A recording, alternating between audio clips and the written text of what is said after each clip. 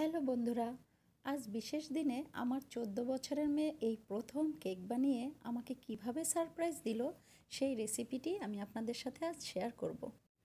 আমি চুপচাপ দাঁড়িয়ে দাঁড়িয়ে দেখলাম ও কিভাবে কেক বানাচ্ছে। একটি মিক্সিং বলে 3টি ডিম, আধা কাপ চিনি, আধা কাপ তেল নিয়ে নাড়তে লাগলো।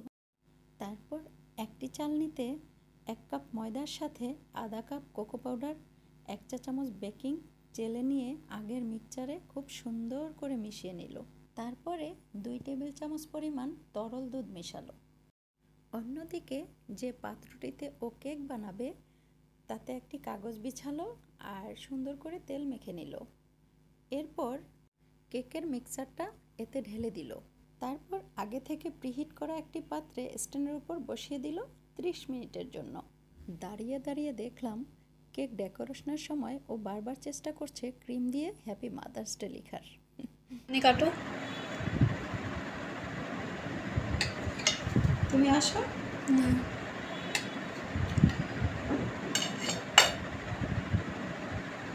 আসো।